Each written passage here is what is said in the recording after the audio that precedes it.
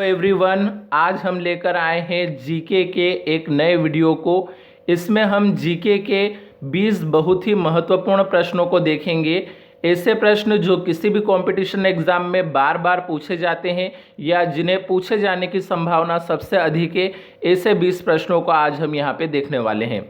तो video start करने से पहले यदि आपने अभी तक हमारे चैनल को सब्सक्राइब नहीं किया है तो सब्सक्राइब कर लें और बेल आइकन को प्रेस कर दें ताकि आने वाले हर वीडियो का नोटिफिकेशन आपको प्राप्त हो सके।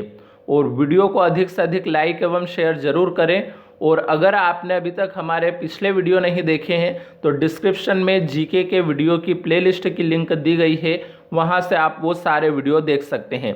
और साथ ही में हमने रीजनिंग की भी एक सीरीज शुरू कर रखी है, तो अगर आपने रीजनिंग के वीडियो नहीं देखे हैं तो डिस्क्रिप्शन में उसकी भी लिंक दी गई है, वो वीडियो भी आप वहां से देख सकते हैं। मतलब आप जीके और रीजनिंग दोनों ही सब्जेक्ट की तैयारी हमारे यूट्यूब चैनल से अच्छे से कर सकते हैं। तो शुरू करते हैं हमारा ये आज का वीडियो। इसमें हमारे पास सबसे पहला प्रश्न है, हमारी आकाशगंगा की आकृति है। तो 4 विकल्प दिए हैं, वृत्ताकार, दीर्घ वृत्ताकार, बम उम, स्पाइरल या इनमें से कोई नहीं। तो इसका जो सही आंसर है वो है ऑप्शन नंबर सी यानी कि स्पाइरल। तो इसका ऑप्शन नंबर सी यानी कि स्पाइरल है। अब अगला जो प्रश्न दिया है हमारे पास वो है, हमारे सौर परिवार के संदर्भ में निम्नलिखित में से कौन सा कथन सही है। तो 4 ऑप्शन है, हमारे सौर परिवार के सभी ग्रहों में पृथ्वी सघनतम है। दूसरा है, पृथ्वी के संगठन में मुख्य तत्व सिलिकॉन है। तीसरा है, सूर्य में सौर परिवार के द्रव्यमान का 75% अंतर्विष्ट है। और चौथा ऑप्शन दिया है, सूर्य का व्यास पृथ्वी के व्यास का 190 गुना है। तो कौन सा कथन सही है वो हमें यहाँ पे बताना है। तो इसका जो ऑप्शन नंबर ए है वो यहाँ पे सही है, यानी कि हमारे सौर परिवार के सभी ग्रहों में पृथ्वी सघनतम है, ये सही कथन है। अगला प्रश्न दे रखा है अब हमारे पास, निम्नलिखित में से कौन सा ग्रह सबसे कम समय में सूर्य का चक्कर लगाता है। तो 4 विकल्प दिए हैं, मंगल, बुध, पृथ्वी और शनि। तो इसमें आपका right answer option number B यानी कि बुध है। तो अगला प्रश्न है अब हमारे पास, विज्ञान के किस क्षेत्र में आप व्हाइट ड्वार्फ के बारे में सीखेंगे। तो 4 विकल्प है, खगोल शास्त्र, कृषि, जेनेटिक्स या एंथ्रोपोलॉजी। तो इसमें जो आपका राइट आंसर है वो है ऑप्शन नंबर ए यानी कि खगोल शास्त्र। अगला प्रश्न है, प्रकाश की गति से जाने पर चंद्रमा पर लगभग कितने समय में पहुंचा जा सकता है। तो 4 विकल्प है, धरती से 1.3 सेकेंड। दूसरा विकल्प है, धरती से 5 सेकेंड, धरती से 10 सेकेंड या धरती से 20 सेकेंड। तो इसका जो सही आंसर है वो भी ऑप्शन नंबर ए है, यानी कि धरती से 1.3 सेकेंड। अगला प्रश्न है अब, निम्नलिखित में से कौन सा सही है। सप्तर्षि, पहला मंदाकिनी है, दूसरा ग्रह है, तीसरा तारा है और चौथा तारामंडल है। तो हमें बताना है कि कौन सा सही है। सप्तर्षि क्या है, मंदाकिनी है, ग्रह है, तारा है या तारामंडल है। तो इसका जो सही आंसर है वो ऑप्शन नंबर डी है, यानी कि तारामंडल है। तो सप्तर्षि क्या है, तारामंडल है। अगला प्रश्न दे रखा है अब हमारे पास, एक ग्रह के दिन का मान और उसके अक्ष का झुकाव लगभग पृथ्वी के दिन मान और झुकाव के समतुल्य है, यह उक्ति है।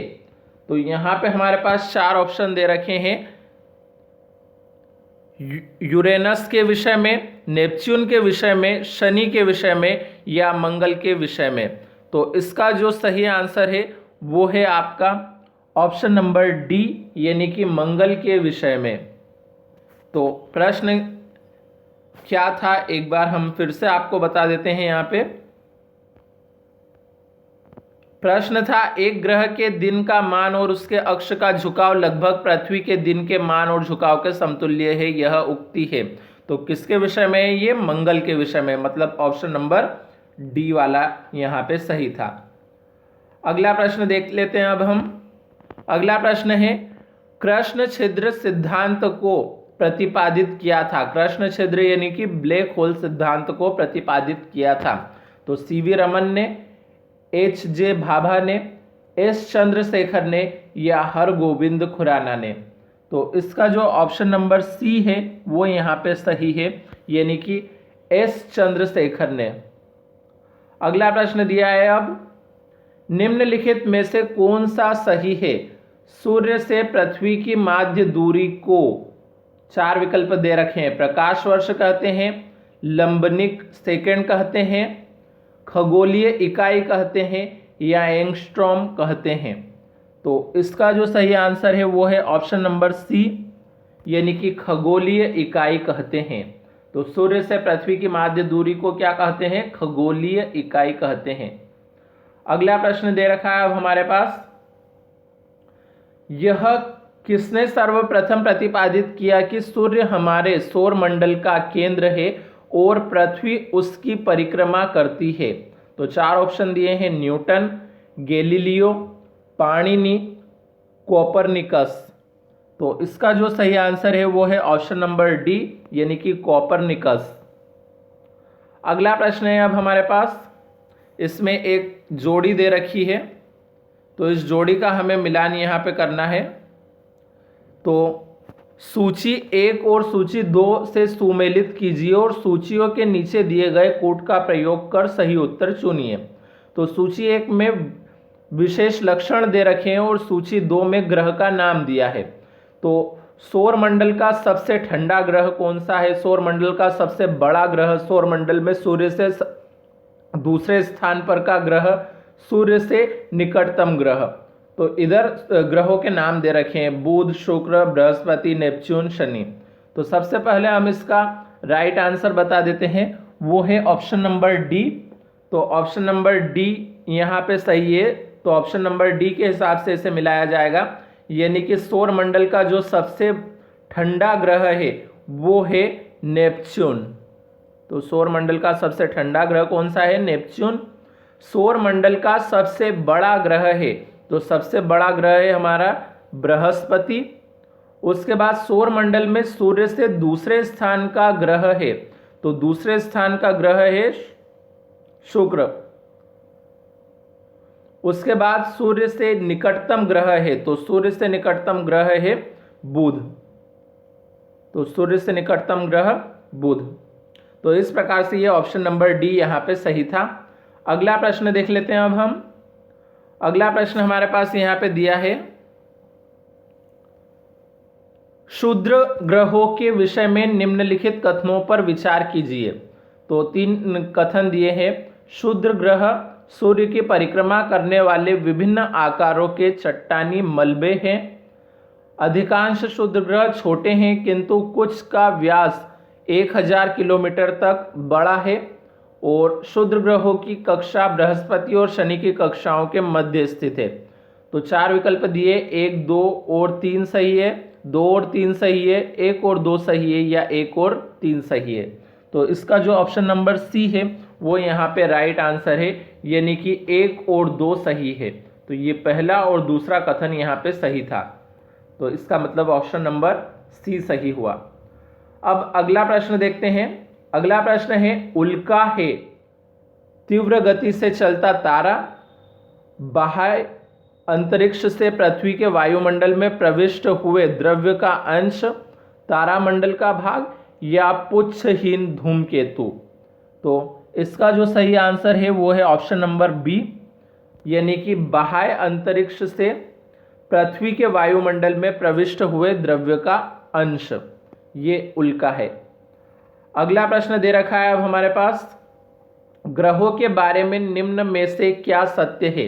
तो 4 ऑप्शन दिए हैं। ये प्रकाशहीन होते हैं किंतु चमकते नहीं हैं, ये अप्रकाशमान होते हुए भी चमकते हैं, ये प्रकाशवान होते हैं किंतु चमकते नहीं, या ये प्रकाशवान भी है और चमकते भी है। तो इसका जो ऑप्शन नंबर बी है वो यहाँ पे सही है, यानी कि ये अप्रकाशमान होते हुए भी चमकते हैं। अगला प्रश्न दे रखा है अब हमारे पास, निम्न में से कौन सा ग्रह सर्वाधिक चमकदार है? तो बुध, शुक्र, शनि, बृहस्पति। तो इसका जो ऑप्शन नंबर बी है वो सही आंसर है, यानी कि शुक्र।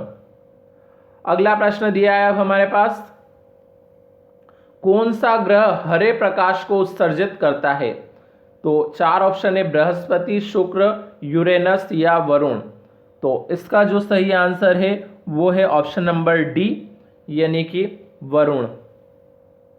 अगला प्रश्न है, कौन सा हिमवारित ग्रह है? तो मंगल, शुक्र, बृहस्पति या पृथ्वी। तो इसका सही आंसर ऑप्शन नंबर सी, यानी कि बृहस्पति है। अगला प्रश्न है अब हमारे पास यहाँ पे, तो अगला प्रश्न दे रखा है, एक खगोलीय इकाई दूरी है पृथ्वी और सूर्य के बीच की, पृथ्वी और चंद्रमा के बीच की, बृहस्पति और सूर्य के बीच की या प्लूटो और सूर्य के बीच की। तो इसका जो सही आंसर है वो है ऑप्शन नंबर ए, यानी कि पृथ्वी और सूर्य के बीच की। फिर अगला प्रश्न दिया है, निम्नलिखित में से कौन सा एक तारा पृथ्वी के सर्वाधिक समीप है? तो ध्रुव तारा, एल्फा सेंचुरी, सूर्य या लुब्धक। तो इसका सही आंसर है ऑप्शन नंबर सी, यानी कि सूर्य। अगला प्रश्न दे रखा है अब हमारे पास, यह आज का आखिरी प्रश्न है, तारे का रंग सूचक है सूर्य से दूरी का, उसकी ज्योति का, उसकी पृथ्वी से दूरी का या उसके ताप का। तो इसका जो ऑप्शन नंबर डी है वो राइट आंसर है, यानी कि उसके ताप का। तो तारे का रंग सूचक है किसका? उसके ताप का। तो इस प्रकार से आज हमने जीके के 20 महत्वपूर्ण प्रश्नों को देखा है। अब अगले वीडियो में हम अगले 20 महत्वपूर्ण प्रश्न लेकर आएंगे। तब तक के लिए धन्यवाद।